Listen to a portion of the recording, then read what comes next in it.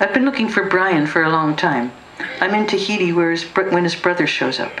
He looks exactly like Brian, so I decide to act like he really is Brian. He's wearing a heavy wool sweater, even though it's almost 100 degrees. A Dakota Indian stands impassively on the wharf while my grandparents try to start the engine in their canoe. The smell of fish and gasoline. A small tornado whips around the lake. An orchestra is rehearsing backstage. They're trying to dampen the sound by putting red, thick curtains everywhere. The notes sound muffled, chokes. Nobody's able to stay in tune. There's a large piece of unfinished sculpture in the middle of my loft. It's a huge cheese in the shape of a flight of stairs.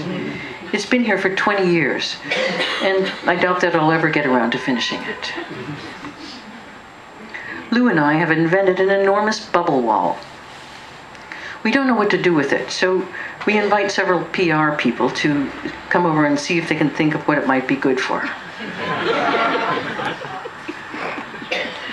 Lost in a storm with 3 people I don't like.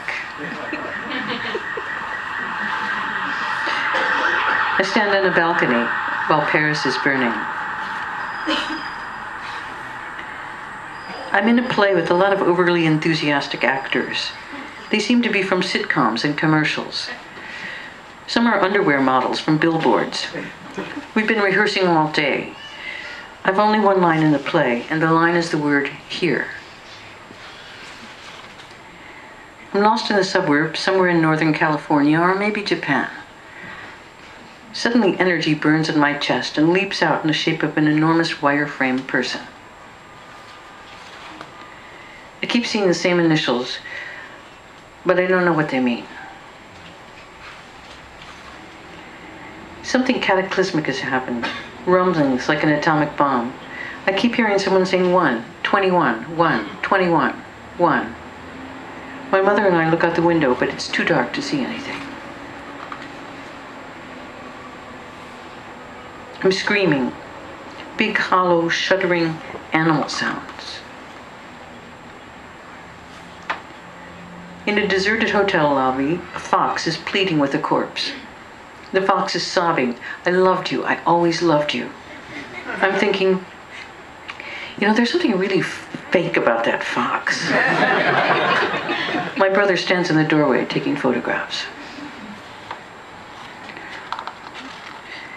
No matter how I comb my hair, I always look like Harpo Marx. The bathroom smells dank. All the products, the toothpaste, harsh soap, and bristly towels are from the 30s.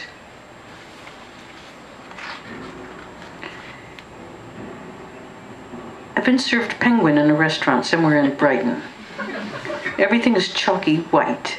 I'm not sure what to do. The penguin is damp and limp, possibly breathing, maybe dead. Everything I look at is dazzling.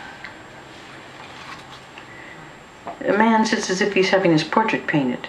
He seems to be a combination of several former boyfriends. He's amiable but static, and he appears to be made of wet clay and 16mm film. 4 women on a couch are floating down a river in the fog. I'm not sure whether they're people I know or people from paintings. I really wish I could go with them, but there's no room on the couch. I shout, but they don't seem to hear me.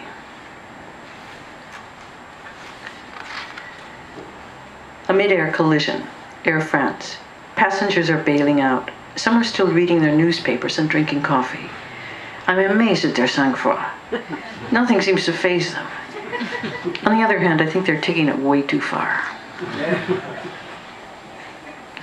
The hotel room in Tokyo is tiny. A huge vending machine takes up most of the space. There are dozens of small items in the machine: combs, gum, plastic purses, imitation phones.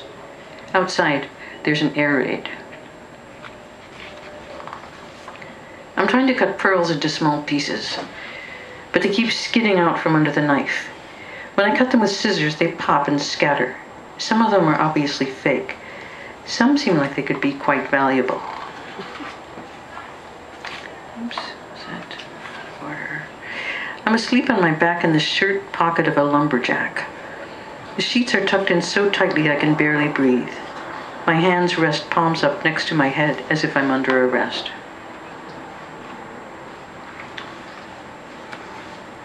I'm suddenly really self-conscious about my nose, which seems to be a kind of a clown nose or large rotten plum. I'm very disturbed by this, since up to this point it had always looked okay in the mirror, and I just can't get the nose out of my field of vision.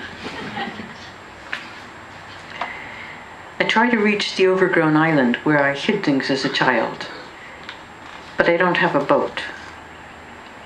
Oops, let's go back to this one. Out west, I'm lost in the bottom of a ravine. I'm being held hostage in a shanty town.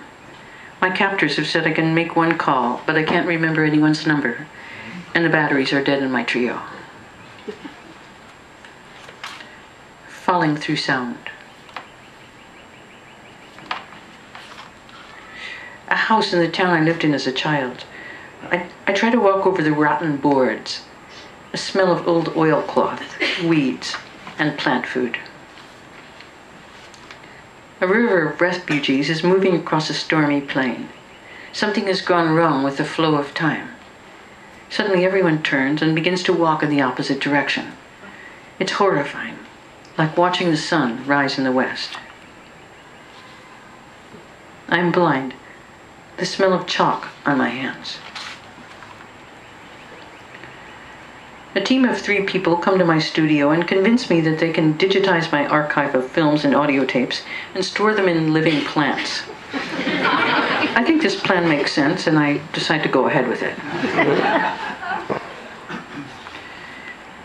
Somewhere near the Canadian border, I'm trying to use a large telescope to look at the eclipse, but no matter where I point it, the telescope itself eclipses the view. A neighborhood on the south side of Chicago. Steamy late August afternoon.